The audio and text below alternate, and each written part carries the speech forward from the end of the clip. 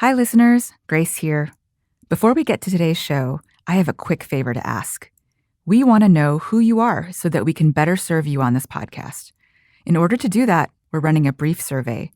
We've got a few questions about who you are, what you like, what you don't like, and then we've got a chance for you to win a $100 gift card to Bookshop. To take the survey, which would really help us out, go to givingdoneright.org/survey. Again, that's givingdoneright.org/survey. Thanks so much. Now, onto the show. You know what? The metrics, the reports don't tell the story. Get out of your office. Come to my city. Allow me to walk you in my neighborhoods and meet my people so that you fall in love the same way I have fallen in love with them.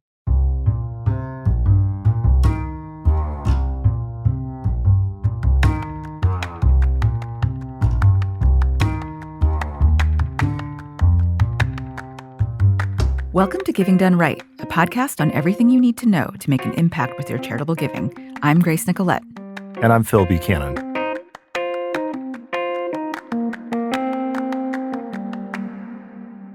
So many communities in this country were hit hard by the pandemic in a way that prompted an incredible response from nonprofits and donors as they recognized the level of suffering and the disproportionate impacts of this pandemic, especially in those early days on certain communities. But as that attention has faded, the needs of those communities have not. They have, of course, continued. Today, we are talking to one remarkable leader of such an organization. Her name is Gladys Vega, and she runs La Colaborativa here in the Commonwealth of Massachusetts. She was named a Bostonian of the Year by the Boston Globe and really is the embodiment of the kind of leader that donors would be wise to recognize, learn from, and trust as they try to make a difference in their charitable giving. One of the things we try to do on this show is to bring you voices from the front line of nonprofit leaders who are truly making a difference. And what does it look like or feel like as they are on that front line? And so this is the kind of conversation that will take you to the early days of the pandemic, some of the darkest places in her community. She wants to bring us along on a journey. And I think she'll speak for a lot of nonprofit leaders who want donors to come along on a journey. That's right, Grace. As always, please send us a note if you have feedback. It's gdrpodcast@cep.org. I hope you enjoy this conversation with Gladys Vega. Gladys Vega, welcome to the Giving Done Right podcast. Thank you for having me. You are an incredible leader of this vital organization in Chelsea called La Colaborativa. Tell us what it is, what it does. So La Colaborativa is this nonprofit organization that serves the Latinx community in the cities of Chelsea, Malden, Lynn, Everett, Revere, and part of East Boston. And we work with the regular individual, the newcomer, the resident in need to help them, whether it's on workforce development, whether it's youth development, providing a job. The way that we go about our business is that we provide wraparound services to that individual person in that emergency situation. And then once we situate them, they're sustaining a little bit themselves because we found them a job or we place them in a hotel. Then we sort of do an assessment of what they need in order for them to get a good paying job, in order for them to finish their school, in order for them to get a trade. If they don't know English, there's 1,400 students, adult students, in our ESL classes. And what level of English do you need? But we also do policy work. So at times people love the work that we do. And at times I have a group of individuals that wish that I'm in the Pacific Ocean in a box because I question authority. People that are in the decision-making arm, I keep them accountable. I show up when I'm not invited. It's so interesting because a lot of times people think about nonprofit organizations as either direct service or advocacy and policy. You're obviously doing both, and you see them as linked. Tell us a little bit more about some of the policy advocacy and maybe some of the things that have made people want you to go into the Pacific Ocean. Like, what are the unpopular stances that you've felt you've had to take? So, for example, an unpopular campaign that we work on was 14 workers. 7 of them were documented, 7 of them were undocumented, working in horrible conditions at a company called Boston Heights and Furt. It was a company in Chelsea We learned about them because one of the youth told us the situation, and we were there before because of fumes and chemical stuff. And we did, for 23 years, we do environmental justice work. That was organizing, housing, etc. Anyway, so we do workers' rights. So they told us they were working in horrible conditions. They hid them in a closet. They were hidden while the U.S. Department of Labor also came as inspectors, and they hid them, and they were not allowed to speak. And then we built this case, and we were able to get them U visas. So we were first able to reward them for their violations.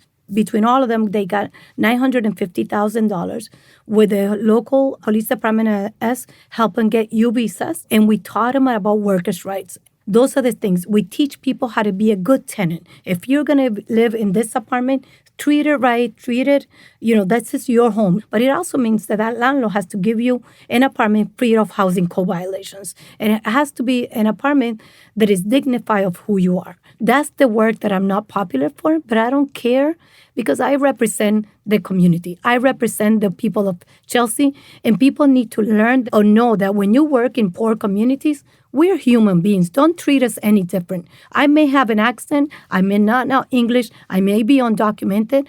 But I need that dignity as a human being that I deserve. And I think that that's what we do very well in La Colaborativa. Many listeners of the show may not know anything about Chelsea or the communities that you serve. Could you share more about the situation there? And I know that it's been in the news a lot more since the pandemic, but as you've said, you've been there for a long time.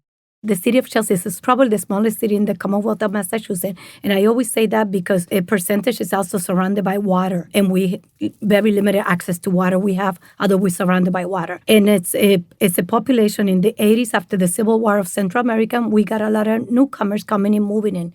Chelsea historically been a city of immigrants from many people from the Jewish community that built that foundation, and that their experience is the experience that Latinos are having right now in terms of feeling like they don't fit in. I was only 22 when I began at La Colaborativa working as a receptionist. People were coming from El Salvador, Honduras, and Puerto Ricans that were established there. But you have to understand, Puerto Ricans are citizens. I'm Puerto Rican. I'm a citizen of the United States. Although at times I feel that I'm colonized, but I'm a citizen. And I always say to people, while you're in Chelsea, let's make Chelsea your home regardless of what country of origin you come from. Let's make sure that you get involved in the civic life of the community. Chelsea is extremely poor, but it's a working community. And the people have this resiliency. We have this strength. La Colaborativa has the strength of trust. We're the trust agent. Listen, I have victims of domestic violence that don't go to the Chelsea Police Department and go to La Colaborativa looking for me and say, I want to press charges. Can you please have a police officer come to our office because I need a restraining order? And that's the trust that we have built in our community. That is so important. And one of the things that drives me mad is when there's this sort of assumption on the part of donors especially that bigger is always better and that we should have fewer nonprofits and we should just have the good ones scale. But in fact, an expansion can be good. I know you've expanded, but you've remained rooted in community because of that trust. And that allows you, like you said, to do your work. People know that they're going to be safe and that they can trust you. How do you think about building trust with donors, and how have you fundraised? Has that been difficult? I know that in the last couple of years, you've gotten a lot of attention because of your response, the amazing response during the pandemic. But before, maybe it wasn't always so easy to get attention. So what has it been like for you to try to get the support that you need from donors? Before the pandemic, I was always doing this type of work. The summer youth employment, having 300 young people working at the age of 14 and placing them in jobs and stuff. I've been doing that since 2001. And when the pandemic happened, I was like, wow, I am finally seen. Our job is finally seen. We've been doing this for 3 decades. I've been there for 32 years. I began at the age of 22. So I am 54 years old. I've been arrested in a correction facility when they were deporting undocumented workers. I was part of the Michael Bianco, helping people fundraise and getting lawyers, etc., to help with the biggest raid in the history of Massachusetts. I've been there, but I was never seen. And we were never seen because I'm a woman of color. I'm a woman that has a strong attitude. I'm a woman that questions authority. I'm a woman that tells a funder, if you're going to give me money, allow me to tell you how I want to use it. Because after all, it's my community and it's our narrative. I think the most fortunate thing about the pandemic is that the same way I took my strategic plan and tossed it, right? And created this wraparound service organization from the bottom up in order to feed my community, in order to be a lifeline, in order to get them vaccinated, all these things that we did for the first time without a book, right? The foundations, some of them did the same. About time. Because you know what?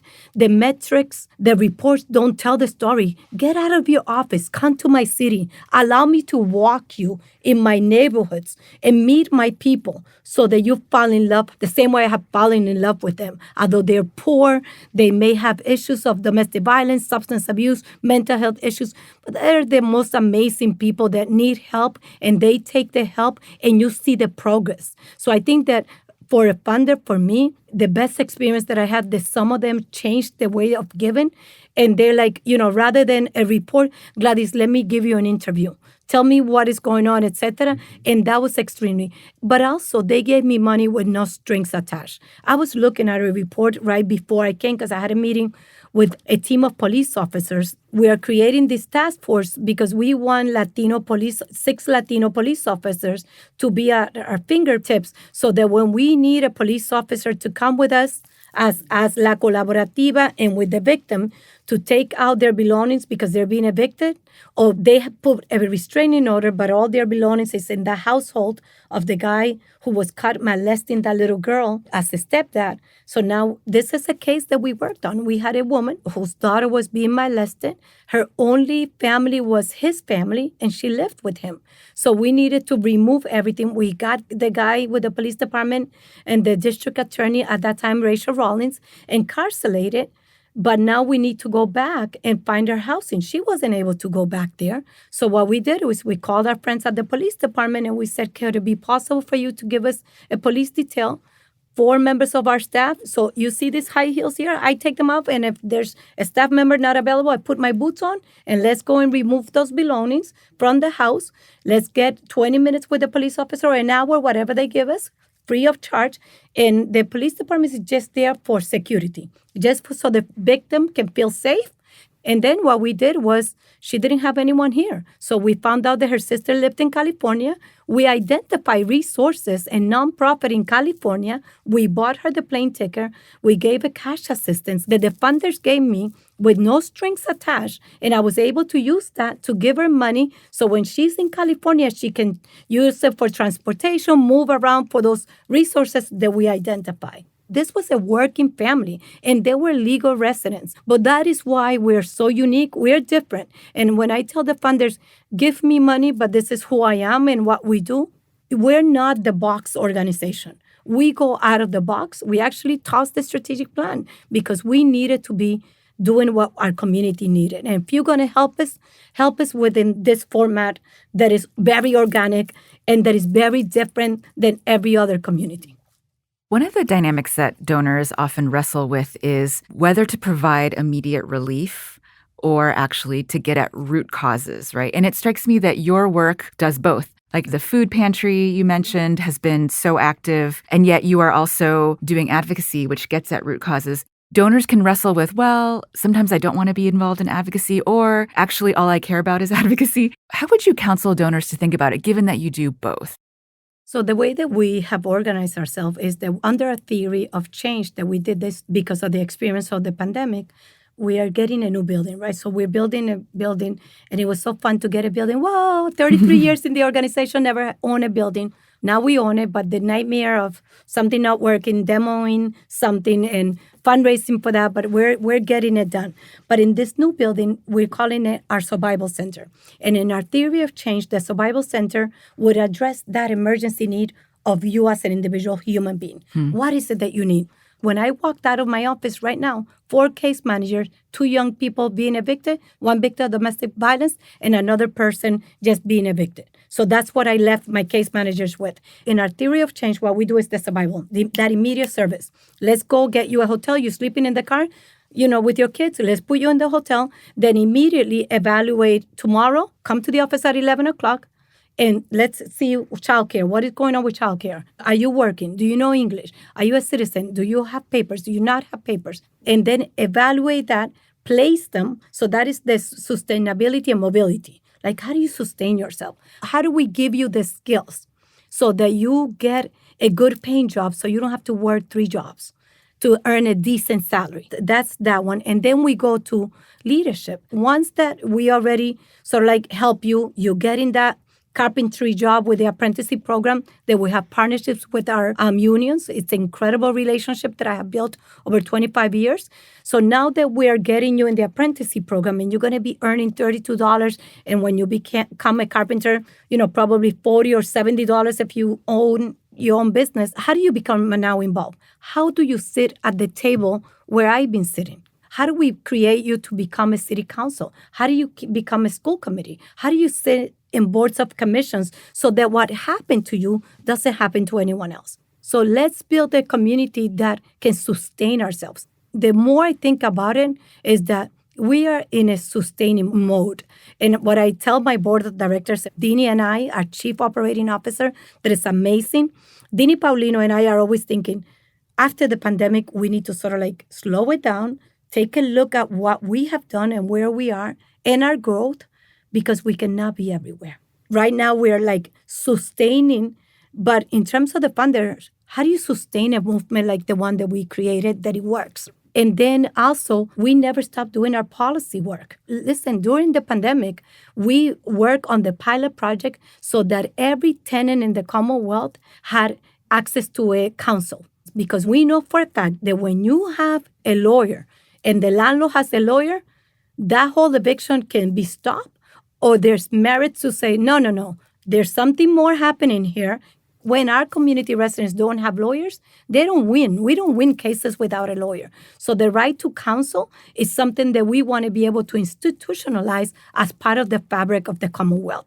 The Expungement Bill, during the pandemic, we also worked on that, because there's a bill that once you're evicted, your whole family in that lease is named on a database, on a Commonwealth database. So that means your 15-year-old daughter, when she turns 21, she goes out to college and graduates, and 28, she wants to get her own apartment, she will have an eviction record. That is unheard of. Why a young person, when their mom got evicted, for most of the times, no fault of their own?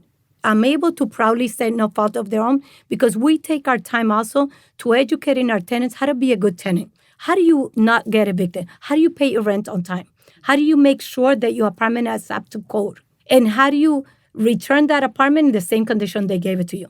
So in La Colaborativa, the issues that we work are human rights type of issues. It's the human being.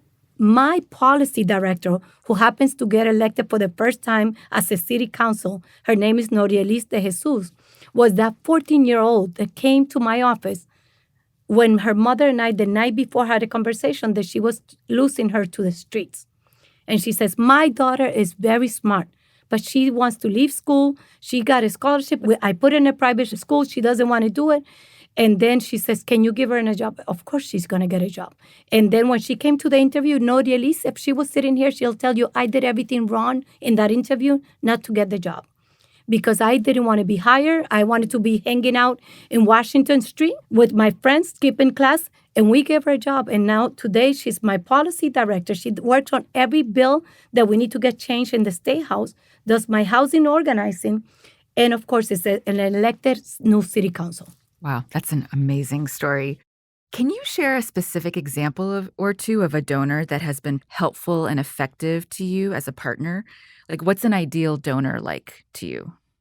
So this incredible donor helped us with access to food and cash assistance. So I think that right at the beginning of the pandemic, people didn't even have money to buy diapers. And the fact that they came to the city of Chelsea, they matched different funding, they brought other funding, and we were able to provide cash with no strings attached. And I had a few donors that did that to us. And there was a fund established. 3 organizations had access to the fund. And then it was distributed according to the needs of our individual community. What La Colaborativa did in addition to that was that whenever someone gave me money So my campaign for the food pantry was like, listen, I did the food pantry from the porch of my house on March 5th because my people in the produce center, my workers, they were getting sick out of the New England Produce Center. So they were already being sent. Before the governor closed the state, I sent everyone home, my staff. On March 4th, I send them home. March 5th, I get a donation from a truck of food. So I said, bring the food to my house and I'll donate it. I'm like, I never done food before. So I did a Facebook post and they came and got food. And I saw 250 people looking for food. The most impacting thing that I saw there, it was that those people were looking for food were not the produce center people, were people that were paraprofessional, legal assistants. And I said, oh my God, if these were the people that were getting paid a little bit more, what is going to happen to the ones that actually work in those low-paying jobs or under the minimum wage? And what I did was that when that funder gave us that cash assistance, approximately was like $300,000 for us to give. Every other person that said, Gladys, use the money for whatever you need, I would then put it in cash assistance. And we gave over $1,117,000 of cash assistance. And like they also tossed their guidelines and they were very creative about giving. We were able to do that and continue to do that till this day. Hey, Giving Done Right listeners, it's Grace. I want to tell you about another podcast I think you'll really like. It's called The Best Advice Show, and it's your reminder that there are weird, delightful, and effective ways to make life slightly and sometimes profoundly better. In every very short episode of the show, a different contributor offers their take on making life more joyful and livable, and it's likely going to be something you can try today if you want. What I love about the show is that you can get in and get out, learn a tangible nugget of advice, and then get on with your day. The host, Zach Rosen, talks to well-known people like filmmaker Mike Mills and food writer Mark Bittman, but also his friends and his daughter and his listeners. The Best Advice Show, available wherever you listen to podcasts. It seems to me that part of what you're saying is pretty simple, which is trust me. Trust me, I know what I'm doing. I know this community. I've built trust, right? And you're obviously, you're a really inspiring leader. And one of the things that I think gets in the way of the trust is this belief that is either implicit or sometimes it's said out loud that a lot of folks have, that nonprofit leaders shouldn't be trusted, or that they're not quite as effective as maybe the leader of an equivalent size business, or they don't have the discipline or the rigor. And of course, you talk to someone like you and you realize that's absurd, right? Your job is way harder than it is to run an equivalent size business, because you're not just running something where you got to make the numbers work on the financials.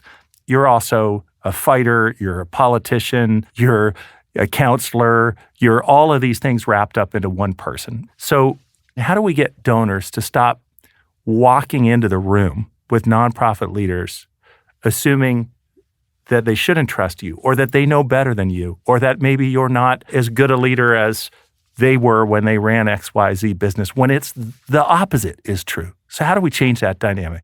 So I always say, I'm not the person that is going to give you a glossy document to highlight my work. I'm that person that is going to tell you, come to my city and see us at work. I'm that person that you can walk in our office at any time of the day, and you're going to have the perfect narrative of the story of La Colaborativa and the struggle of our people. That's who we are. I don't need to create a $20,000 brochure to impress you. That doesn't work for me. And even when funders do those annual reports that are so glossy, I'm like, that probably cost them $50,000. Can you imagine how many diapers I was able to buy with that amount of money? And I'm telling you, I always say, allow me to teach you what I'm doing. But, get out of the office, come to our city. Recently, the Boston Foundation was in the city of Chelsea, and they did an amazing block party. But it took a pandemic for the Boston Foundation to come out. There was a huge team. It was beautiful. They raised $850,000, at the beginning of the pandemic for many organizations. I think it was 16 organizations. But it took you that long. I've been in Chelsea all this time. Chelsea is all I know. You get me out of Chelsea, I get lost.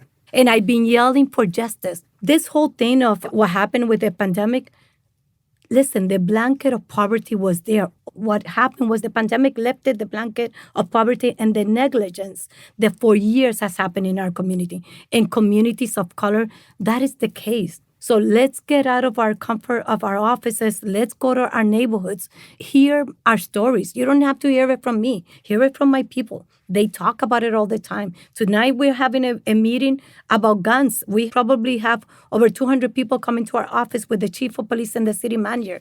Those are the things we do. I don't have all the answers. All I know is that I am boots on the ground. I am not a politician, and my daughter's a city council, and my niece is a city council, and another member of our staff is a city council. I can never be a politician because if I have to tell you the truth, I don't want no strings attached. I am bold.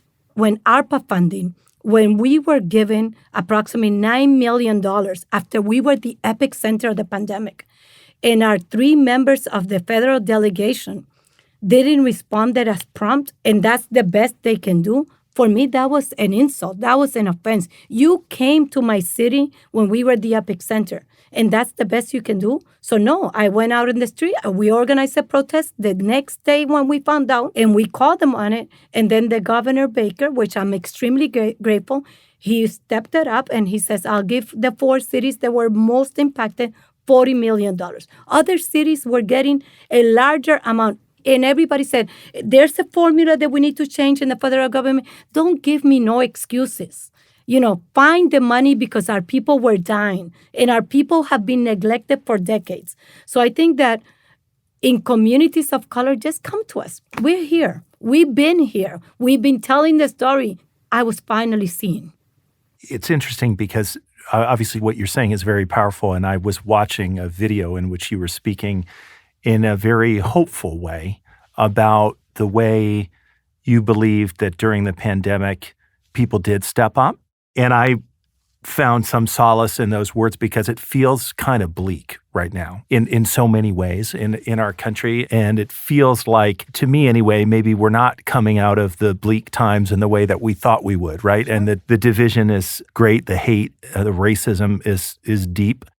Are you hopeful in this time, as you were saying in that video that I watched? Or, how do you maintain optimism given that, to me, it feels like we maybe had a moment where people were paying more attention to some of the systemic inequities that had been ignored, but it feels like that attention is fading now. Do you agree? Are you hopeful? So that issue keeps me at night up a lot. And that is because I was very optimistic that the switch was not going to be turned on quickly because poverty doesn't get erased, especially in communities of color where there has been generational poverty, right? And I feel that there's always a trend and funders go with that trend and forget about what just happened. So I urge the funders, don't forget that we cannot build something that was destroyed and ignored for decades. And then a tsunami comes and destroys even more. So we're not able to even stand up, and we already been turned to the next page. That pandemic era is fading quickly away, and I'm still feeding people. I'm still putting lights on. I'm still feeding. Yesterday, we had over 4,000 people from 4 to 6:30. We had to close our food bank because we had no more food to give. And we do that 3 times a week. And we're not any different than the other food pantry. The crisis in the economy is hitting it extremely hard. You go to the supermarket with $100 and you're like, what the hell did I buy? Right. With the gas, everything. So it's very unreal for anyone to think that we're fine, that we're better off, or let's move into the next issue. The next issue should not be next because you haven't fixed anything that has been broken for so many decades. My best experience from the pandemic is the people in the United States, and I have to say, especially the people of this amazing Commonwealth, is that in Chelsea, they saw the human being. They didn't see voters. They didn't see documents. They didn't care about immigration status. They care about that human being, and I think that that's what we need. We're better people. We should continue with that mindset, that makes the Commonwealth better, to give without strings, to give in the organizations and the communities that are in need, and to follow those communities, because our pain and our cry for justice has been there for a long time. And the pandemic made everything worse. And this crisis that we're going for a recession, right? It's not leading us to any best. So what makes you think that our problems are solved? So it's not easy when you get a woman, she owes $7,000 of rent. That was a case that Herman was working yesterday. She owes $7,000, and in order for us to do a raft application, we need to find out how you're going to sustain.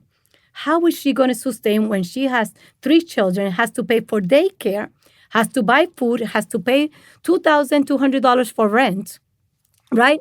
And then pay utility bills. It's unrealistic for her. What type of job am I going to find her?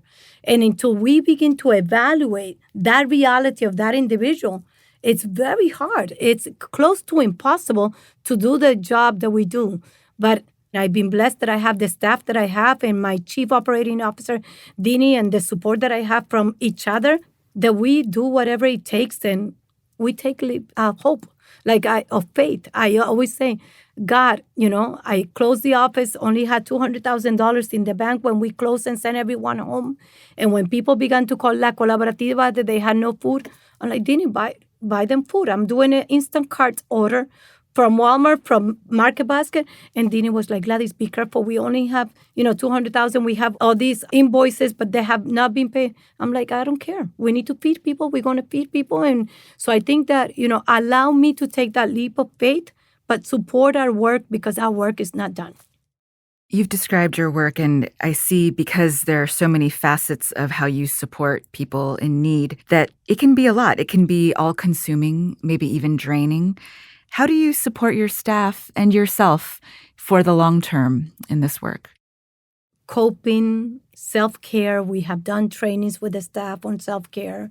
We have given them time off. We took them away. For 2 years, a couple of us worked 16-hour days. And I think that one of the things I always think is our staff takes that stuff home. Like, it's so hard to disconnect when you live in that same community, when you go to church in that community. It's very hard to disconnect and not to feel the pain and suffering of others. I mean, it's inhumane for you to think that you're that strong. I think the coping comes from understanding that it's hard work, but that we love this work. It's in our blood, and the victory of finding a person from a car, right, parked in front of the police department, a family of 2 sleeping in the police department, 2 children and a woman. She parked herself in the front of the police department because she felt safe there. We found out about her. A police officer called us. We got her into a hotel. We got her into a little apartment. And knowing that 3 months from that, when the sales force tell us, check on this woman to find out, she's doing better. She's in school. She got a part-time job. The state gave her a voucher for daycare. Those are victories. And I think that fuels the work that we do. In times of crisis, we cried. When I'm in the food line and I ask, hey, how was your grandmother? I haven't seen her in a long time. Because, Latina grandmas, they're like, matriarcas. They bring stage to their community, right? And when I ask them, they tell me, oh, she passed away. She's no longer here. It's heartbreaking, but at the same time, it's real. It's what a pandemic did in our city. And I remember when Maura Healy and Rachel Rawlings and the Carpenters were volunteers right at the peak of the pandemic. They would come with their masks and stuff, and just seeing, a person like them helping us and risking their life for people of color that are poor, that live in overcrowded conditions. And when I saw doctors, not working and coming to the back of La Colaborativa to do food distribution for the people that we had homebound because they had COVID, for me, that's what keeps us going. I think that my highlight was that I was able to witness after 33 years at La Colaborativa, I was able to witness the best of the Commonwealth residents, that, they risked their life to help my community, and I forever would be grateful. Gladys, I think what you have done is obviously nothing short of, and I know you would object to this word, but heroic, the work that you and your team have done.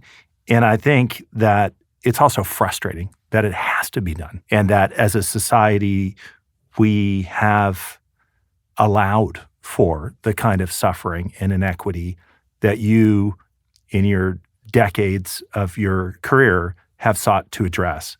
And we can talk about all the systems that need to change, and they do, and you're working on that. But we can also talk about the organizations that need support every day and making sure that this attention that was given to you and your community does not turn out to have just been a blip. And just because the pandemic isn't in the headlines in the same way doesn't mean that the need is any less. So I hope that donors, including those listening to this episode, can remember that, both about La Colaborativa, but also about the other organizations in different communities all across this country and around the world. Gladys, at the end of every episode, we ask each guest the question, giving done right to you is about fill in the blank. How would you answer that? So for me, giving done right is about trusting me. I am from the community. I've been doing this work, and take a look at our journey and come out and see our community, see the struggles of our people. And I tell you that when you meet our community and see our residents and meet our staff, this journey will be sustained. So trust me, I know what I'm doing. Thank you, Gladys, for being with us today. Thank you. Thank you, Gladys. Thank you. Phil, I think that was the first interview we've done where all three of us actually ended up in tears. It was that powerful. It was because Gladys is just such a powerful leader, and she's a moral voice for her community. She believes so strongly in what she does. There's so much frustration, I think, in the fact that needs have been ignored or exacerbated by policies, but also hope about the response. And this incredible mix of both direct service work that La Colaborativa undertakes, as well as the kind of out there accountability, bold advocacy that they're willing to do, which has implications for donors. Yeah, she has a bullhorn hanging in her office that she's not afraid to use. And I think if you had asked me, a few years ago whether I'd felt comfortable giving to advocacy organizations, I have a bucket for political giving, a bucket for charitable giving. I wouldn't have necessarily put advocacy in my charitable giving bucket, but through her, you see the need. You see why she's doing it. And why donors need to then trust that she's going to make the calls that need to be made for what needs to be done in the time that those actions need to be taken, and to give in a way that allows for that flexibility and creativity and responsiveness that organizations on the ground, rooted in communities with deep relationships, that they need in order to really thrive, and not just respond to needs, but make change to systems, which is the way it finally gets better. It's frustrating to me when she mentioned that sustainability is sort of what keeps her up at night, that despite all of the attention she's gotten as, Bostonian of the Year by the Globe and all of that donors are not sustaining her work now that the pandemic is perceived to be quote unquote over. And so I think that's something for us to reflect on. How are we sustaining these vital community organizations? Thank you for listening to Giving Done Right. You can find more resources about effective giving and the podcast on givingdoneright.org. You can find us on Twitter. I'm at Grace Nicolette, and Phil is at PhilXBuchanan. And if you like the show, please leave us a review on Apple Podcasts. It really helps. Listeners, we want to hear from you. Tell us what Giving Done Right is about to you, what it really means. And we'll feature some of our favorites on the show later this season. Just send us a short voice memo, 1 minute or less, to gdrpodcasts@cep.org. Giving Done Right is a production of the Center for Effective Philanthropy. It's hosted by me, Grace Nicolette, and Phil Buchanan. Our executive producer is Sarah Martin, with mixing and engineering by Kevin O'Connell and additional editing by Isabel Hibbard. Our theme song is from Blue Dot Sessions, and original podcast artwork is by Jay Kuska.